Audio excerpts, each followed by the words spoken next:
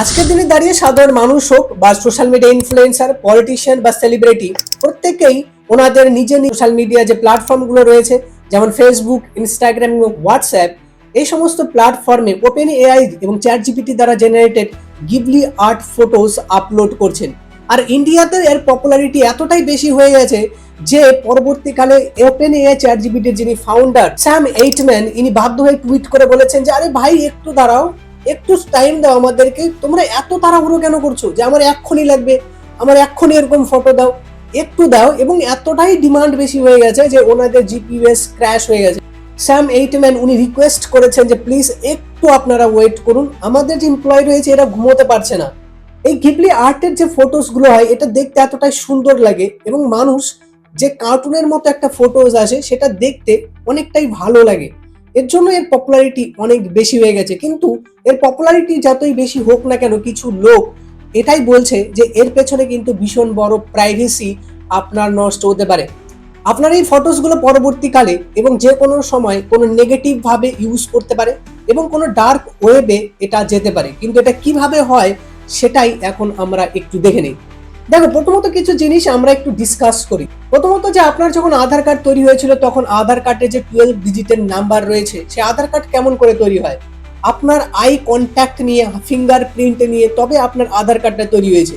এবার যদি কেউ আপনার আধার কার্ডের অ্যাক্সেস পেয়ে যায়, তার মানে আপনার সমস্ত ডিটেলস কিন্তু ওই লোকটা পেয়ে যাবে। ঠিক সেরকমই যখন আপনি কোনো ওপেন এআই বা চ্যাট জিপিটি দ্বারা এরকম ফটোস আপনি আর্ট ফর্মে নিয়ে আসছেন, কোনো কার্টুন ফর্মে নিয়ে আসছেন, তখন ওই যে চ্যাট জিপিটি বা গিবলি আর্ট ফর্ম রয়েছে সে আপনার কাছ থেকে পারমিশন নিয়ে নেয় আপনার ফটোটাকে স্টোর করার জন্য। আপনি যে অরিজিনাল ফটোটা দিয়েছেন সেই ফটোটা গিবলি আর্ট সেভ করে রাখে। এবং এটা কে জানে যে পরবর্তীকালে এই ফটোসগুলো কোনো ডার্ক ওয়েবে বা কোনো নেগেটিভ দিকে এটা স্টোর হতে পারে বা নেগেটিভ দিকে এটা ছড়াতে পারে। কিভাবে ছড়াতে পারে? দেখো, ফর এক্সাম্পলস, আমরা অনেক ধরনের সোশ্যাল মিডিয়া প্ল্যাটফর্ম ইউজ করি এবং না করে আমরা অ্যালাউ করে দেই পারমিশন দেওয়ার জন্য। দেখবেন যে এই যে গিবলি আর্ট যোগ বা সোশ্যাল মিডিয়া প্ল্যাটফর্ম হোক, ইনস্টাগ্রাম, ফেসবুক বা হোয়াটসঅ্যাপ, আপনার কাছ থেকে কি কোনো টাকা নেয়? নেয় না। কিন্তু এটা কিন্তু পুরোপুরি ফ্রি। আপনাকে শুধু ইন্টারনেট ইউজ করতে হয়। একটা কথা আছে ইংলিশে যে if some product is free, যদি কোনো প্রোডাক্ট যদি ফ্রি থাকে that means you are the product, আপনি ওটার প্রোডাক্ট হন।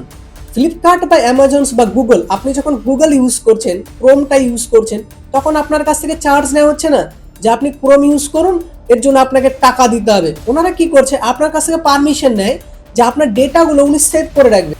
যে আপনি যে গুগলে সার্চ করলেন না, যে আচ্ছা গুগলে কোনো জিনিস আপনি দেখলেন, কোনো শুজ হোক বা কোনো শার্ট হোক, অটোমেটিক্যালি যখন আপনি ফ্লিপকার্টে যাবেন দেখবেন প্রথমেই ওগুলোই আসছে। আবার ফ্লিপকার্টে যখন আপনি কোনো জিনিস দেখবেন তখন আপনি ফেসবুক চালাতে গিয়ে দেখবেন যে আচ্ছা আমি তো কিছুক্ষণ আগে ফ্লিপকার্টে ব্যাগ দেখছিলাম, পার্স দেখছিলাম, ওয়াচ দেখছিলাম, আবার ফেসবুকে কি করে এটা চলে আসলো? গুগল ভিডিওস দেখতে দেখতে কি করে এগুলো চলে আসলো? এগুলো কখন আসে? যখন আপনি পারমিশন দিয়ে দেন যে ঠিক আছে ফ্লিপকার্ট বা অ্যামাজনস বা ফেসবুক বা ইনস্টাগ্রাম আমার ডেটাটা ইউজ করতে পারে। কিন্তু আপনি ভাবছেন আরে এই ফটোস জেনারেট করে আমার সাথে কি বা নেগেটিভ হবে? আমি অত বড় সেলিব্রিটি ধরি না যে আমার এই ফটোসগুলো ইউজ করে কেউ নেগেটিভ ভাবে ইউজ করে। তো এর জন্য দেখুন আমি আপনাকে কিছু ফটোস দেখাচ্ছি। আপনি এই ফটোটা দেখুন যে একটা ছেলে একজন মেয়ে তাদের art form Ghibli photo generate করেছে এবং কেউ একজন তার পাশে আরেকজন মেয়েকে দিয়ে দিয়েছে। তার মানে ব্রেকআপ নিশ্চিত করে দেবে।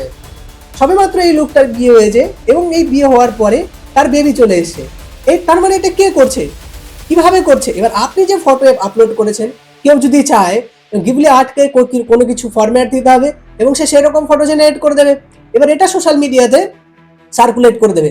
আর সোশ্যাল মিডিয়াতে ফেক জিনিস এগুলো বেশি তাড়াতাড়ি ছড়ায়, ভালো জিনিস সোশ্যাল মিডিয়াতে এত ফাস্টলি ছড়ায় না। যত নেগেটিভ আপনি নেগেটিভ কোনো জিনিস আসুক অটোমেটিক দেখবেন ছড়িয়ে গেছে, তাই না? তো এগুলো থেকে আপনি যত ভালো ফটো আপনি জেনারেট করতে দেবেন আপনার রিস্ক তত বেশি। তো কেননা এটার প্রাইভেসি কনসার্ন অনেক বেশি। এখনো চ্যাট জিপিটি বা ওপেন এআই বা গিবলি আর্ট ওনারা বলেননি যে এটা 100% সিকিউর।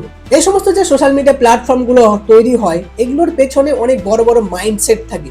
এনারা যেমন ফর এক্সাম্পল আপনি ইনস্টাগ্রামে রিলস বা ইউটিউবে রিলস বা ফেসবুকে রিলস দেখেন, যাতে আপনি বেশিক্ষণ সময় একজন স্টুডেন্ট হোক বা একজন মানুষের কি করে ও বেশি টাইম যাতে স্পেন্ড করে ফোনে, ইনস্টাগ্রাম প্ল্যাটফর্মে, ফেসবুক প্ল্যাটফর্মে যাতে বেশি ইউজ করে বা বেশি টাইম সে থাকে, এর জন্য সিলিকন ভ্যালিতে বসে বড় বড় সায়েন্টিস্টরা রিসার্চ করছে যে কি করে একটা মানুষকে আমরা বেশিক্ষণ সোশ্যাল মিডিয়া প্ল্যাটফর্মে রাখতে পারি। আর আপনি ভাবছেন আপনি কন্ট্রোল করে নেবেন? আর যেখানে আমাদের দেশের জনগণ বা গোটা ওয়ার্ল্ডের মানুষ যেখানে সব থেকে বেশি টাইম দেবে টাকা সেখান থেকে ইনকাম করা যায়। যেমন টিকটক যেমন ছিল, মানুষ বেশি ইউজ করতো টিকটক, তার মানে ওখানে টিকটককে টাকা লাগতো কোনো না, ওটা ফ্রি ছিল। কিন্তু ওটা ফ্রি নয়।